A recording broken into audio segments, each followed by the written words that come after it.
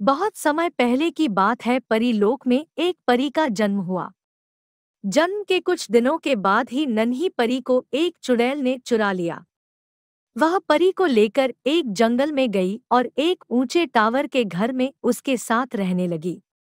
वह उस नन्ही परी का अच्छे से ख्याल रखती थी। कुछ सालों के बाद नन्ही परी बड़ी और बहुत सुंदर हो गई थी। वह चुड़ैल को ही अपनी मां मानती थी। चुड़ैल ने परी को उस टावर से बाहर जाने के लिए रोक लगा रखी थी। उसने परी को यह झूठी बात कह रखी थी कि इस टावर से बाहर के लोग बहुत बुरे हैं। चुड़ैल ने टावर से आने जाने के रास्ते भी बंद कर रखे थे। परी के बाल बहुत ही लंबे और मजबूत थे। चुड़ैल को जब भी बाहर जाना होता तो परी अपने बाल टावर से नीचे फेंक देती थी। चुड़ैल बाल के सहारे ही टावर से नीचे और ऊपर चढ़ती थी। परी को गाने का भी बहुत शौक था। जब भी चुड़ैल बाहर जाती तो खाली समय में परी गाना गाती थी। एक दिन एक राजकुमार टावर के पास से अपने घोड़े पर गुजर रहा था।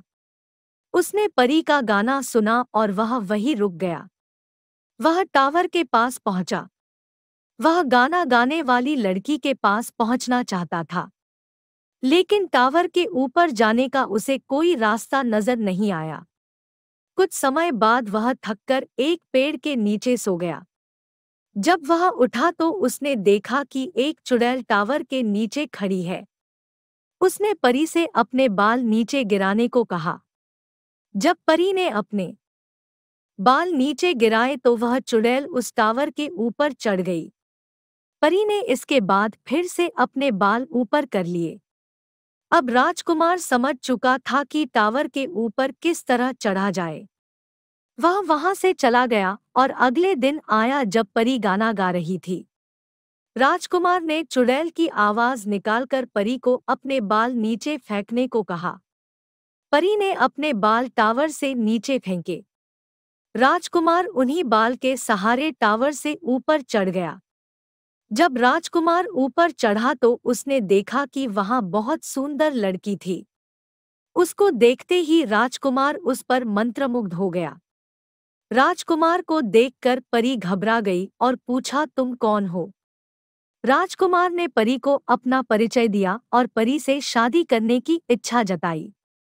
परी ने राजकुमार को कहा कि तुम बाहर की दुनिया से आए हो, इसलिए तुम बुरे हो। तब राजकुमार ने परी को समझाया, बाहर की दुनिया के लोग बुरे नहीं हैं।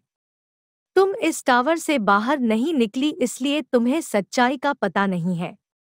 परी को भी राजकुमार की बात सही लगी क्योंकि वह कभी उस टावर से बाहर ही नहीं गई थी। परी ने शादी के लिए सोचकर बताने के लिए कहा। इसके बाद राजकुमार परी के बाल के सहारे टावर से बाहर आ गया। राजकुमार को टावर से निकलते हुए चुड़ैल ने देख लिया। इसके बाद चुड़ैल टावर के अंदर गई और उसने परी पर बहुत गुस्सा किया कि मेरे जाने के बाद तुम लड़के से मिलती हो। चुड़ैल ने परी के लंबे बाल काट दिए और अपनी शक्ति से परी को जंगल के पास के रेगिस्तान में पहुंचा दिया। अगले दिन राजकुमार जब परी से मिलने दोबारा पहुंचा तो उसने परी को अपने बाल नीचे फेंकने को कहा। उस समय टावर में चुड़ैल थी। चुड़ैल ने परी के कटे हुए बाल नीचे फेंक दिए। बाल के सहारे राजकुमार टावर पर चढ़ गया। वहां उसको चुड़ैल नजर आई। चुड़ैल ने राजकुमार पर गुस्सा किया कि वह उसकी लड़की से मिलने आता है। उसने राजकुमार को टावर से नीचे फेंक दिया, जिससे राजकुमार के आंखों की रोशनी चली गई। वह इसके बाद जंगल से भटकता हुआ रेगिस्तान में पहुंच गया। वहां उसने परी के गाने की आवाज सुनी। वह उसी तरफ गया तो वहां उसको परी मिल गई।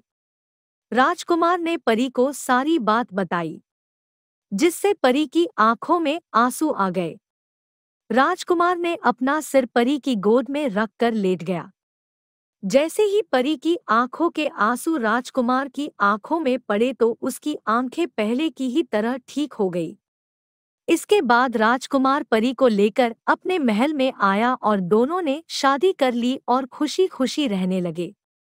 आशा है आपको हमारी कहानी पसंद आई। ऐसी ही अच्छी कहानियों के लिए हमारे चैनल को लाइक और सब्सक्राइब करें। धन्यवाद।